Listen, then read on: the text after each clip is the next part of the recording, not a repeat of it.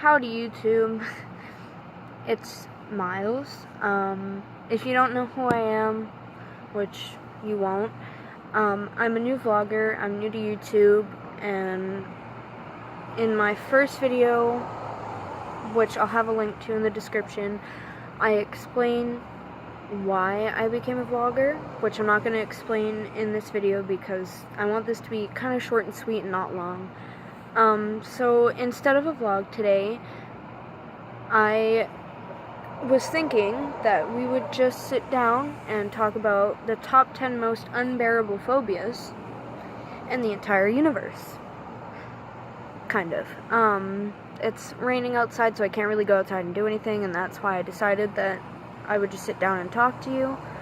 So, on my other phone, I have a list of the top 10 most unbearable phobias. So basically everyone has a fear of some sort, but not all of us suffer from the type of pathological fear called a phobia. Some phobias are well known, such as agoraphobia, which is the fear of being in an open area or a large crowd, and thanatophobia, which is the fear of death. So number 10 is ambulophobia, and ambulophobia is the fear of walking or standing.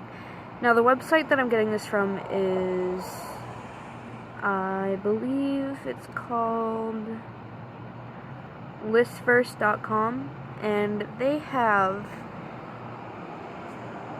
the best time making fun of people with these phobias. So basically what I'm going to do is I'll tell you the phobia, what it's about, and read a little tiny snippet of the description that they have on the website.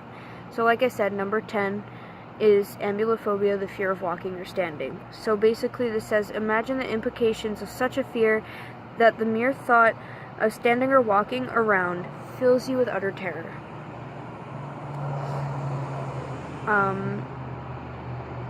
I don't really know anyone with this phobia. It seems like a weird phobia, in my opinion, because you kind of have to go through your daily life walking and standing. It's just what people do. Number 9 is decidophobia, which is the fear of making decisions. I don't even have to read the description for this one. You can already, understand what it really is.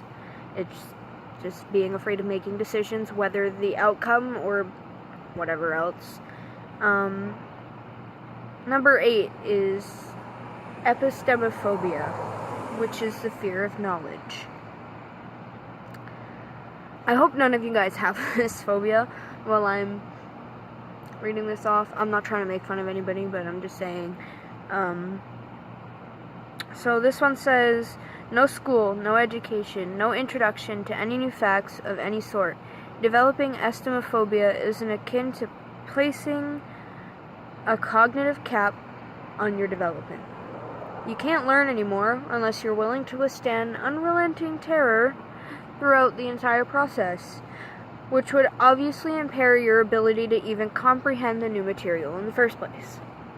Alright? This next one I used to have when I had my eating disorder when I was younger, and it's called cybophobia, which is the fear of food. This says, food is required to live. Cybophobes are frightened by food. This means such people have two options. 1.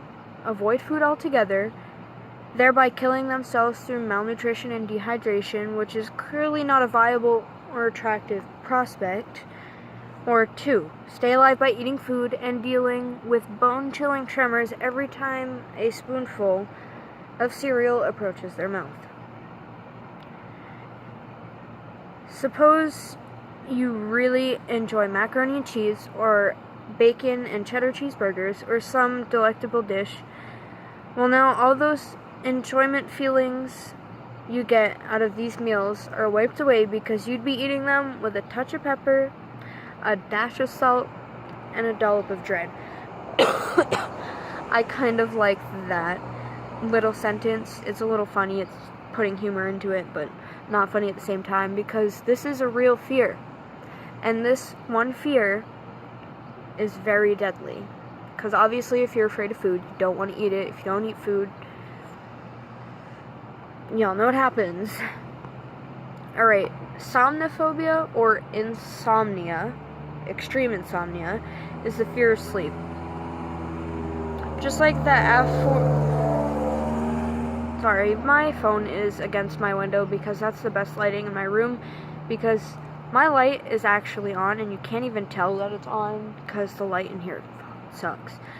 So, the fear of sleep, somnophobia.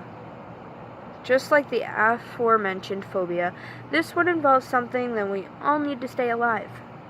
Press shut-eye, but whereas one might be able to go a few days without food and thereby dampen the effects of cybophobia, it is much harder to remain functional even after a single day of sleepless activity.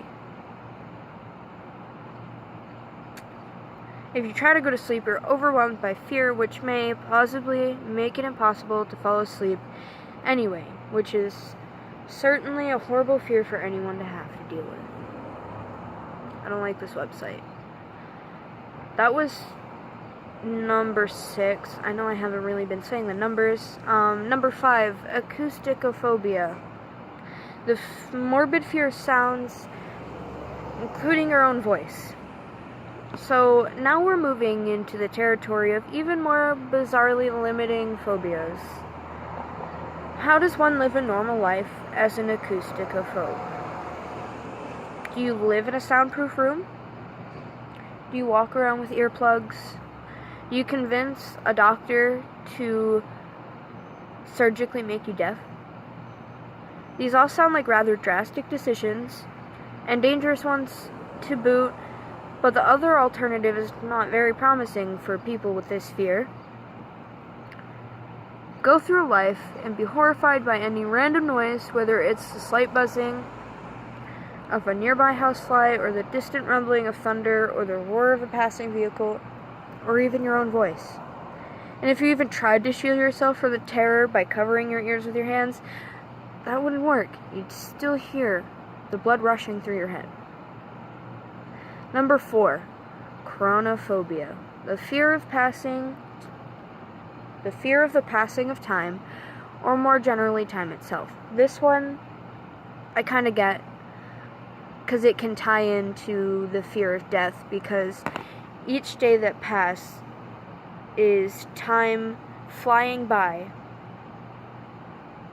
and with time flying by and each day passing, if you have a fear of death, with the fear of time passing and a fear of death, each day that goes by, you're getting closer to your life ending. So those two can kind of like mold into each other a little bit, which I would see somebody who is afraid of dying having this phobia specifically, but who knows? These are some random unbearable phobias. Some of them make sense and some of them don't. This is one that makes sense. Same thing with the fear of, or phobia of food. Number 3, counterphobia. The preference by a phobic for fearful situations. This one doesn't really make sense. So this one says, reread the definition, which is what I just read. The preference by a phobic for fearful situations. This is an arcane, mind-blowing phobia, if there ever was one. So we have a phobic, and this person actually seeks out those situations or objects that cause them intense discomfort or fear. This may sound like some sort of strange, twisted masochistic syndrome, but it's thought that counterphobes engage in these activities in an effort to combat their own phobia. I'm sure you've heard the old maxim advising you to face your fears. Well, for a person suffering from a phobia, that advice is a lot easier said than practiced.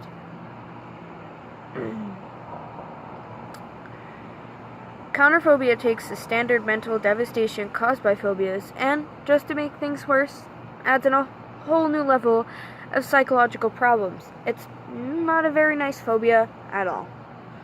That is a pretty interesting phobia. Oh my gosh. I like my pants. They're Jack Skellington. That's off topic, sorry. Alright. So that one kind of makes a little bit of sense, but this next one, I don't understand it at all. Number 2. Phobophobia. The morbid fear of developing a phobia. Just let that sink in for a second. The morbid fear of developing a phobia. Phobophobia is a fear of developing a fear. Well, wait a second. It's already a fear. So in that case, isn't phobophobia essentially a self-referential disorder? It would seem so. This is such a ridiculously complicated fear that it seems more like a paradox or brain teaser than a legitimate fear, which is why I really pity individuals suffering from it. They fear developing a fear, but they've already developed a fear, so phobophobia sort of feeds upon itself in an endless cycle ad infinitum, which is truly disheartening. And number 1, pantophobia, which is the most, astounding phobia. It's so interesting that I would love to learn so much more about it. Pantophobia is the fear of everything. At first, you kind of almost want to laugh at this phobia. I mean, the fear of everything. That's kind of absurd. But then the realization sinks in, and you finally understand the gravity of this phobia. Think about it for just a second. The fear of everything. One source describes this phobia as a vague and persistent dread of some unknown evil. So in a theoretical sense, a pantophobe can go through life in a completely normal way, enjoying themselves at all times, except for the fact that they are haunted by an incessant, unwavering, relentless fear that some universal, hysteric, sinister force is out there somewhere. This one has been placed in the number 1 position because it entails an ubiquitous dread. No matter where a pantophobe goes, no matter what he or she does, every aspect of his or her life, every thought, every object, every relationship, interaction, environment, and moment is plagued by a nagging thought that an evil force is hovering above his or her head, following him or her from behind, closing in on all sides, all the time, until the day he or she dies. If you kind of just rewind everything that I just read about that phobia, it is so interesting to hear that somebody actually has the fear that there is some sinister force out to get them, which sounds like schizophrenia to me, but being a schizophrenic, I'm not afraid of everything. Schizophrenia is basically a fear that something or someone, is out to get you at all times, no matter what you do. And it causes intense anxiety, intense depression, the feeling that you're stuck and you have no way to get out. That's not really what schizophrenia is, but that's the way mine works. But pantophobia, it kinda goes into play with it because, like it said, the fear of everything is basically someone just being afraid that there is a very evil and sinister amalgamation of forces out to get them. Okay, so that's it for today. That was the 10 most unbearable phobias in the world. I hope you guys really enjoyed this video. If you want more of these videos, like the 10 most, haunted places in the world, or like unsolved mysteries, or just kind of like anything paranormal, like this video and comment down below what you'd want to see. Also, comment what your phobias are, because phobias, learning someone else's fears, are a great way to get to know them better, because once you know what they're afraid of, it's easy to avoid scaring them. So if you guys let me know what you're afraid of down below in the comment section, would really help me be able to avoid putting in content in my videos that could potentially scare somebody away from watching them and potentially have me lose subscribers or anything like that. Speaking of subscribers, please like, comment, subscribe, share the video, and turn on post notifications so you know whenever I upload a video. I still don't know what time I'll be uploading videos yet, because I haven't really seen a pattern, but the latest time that I will be uploading videos is around 8-9 p.m. Eastern Standard Time. So kind of from the 4 p.m. to 8 p.m. Eastern Standard Time will be the time that I'll be uploading my videos. All my social media will be linked down below. If you ever need to talk to somebody about anything, it doesn't matter what it is, and you have no one to run to, like I just said, my social media will be down in the description below. Please message me. I will always be there for you. I love you guys, even though my channel isn't big. I know it will be soon. As long as I keep making videos, keep staying true to myself, and talking about things you guys would like to hear about.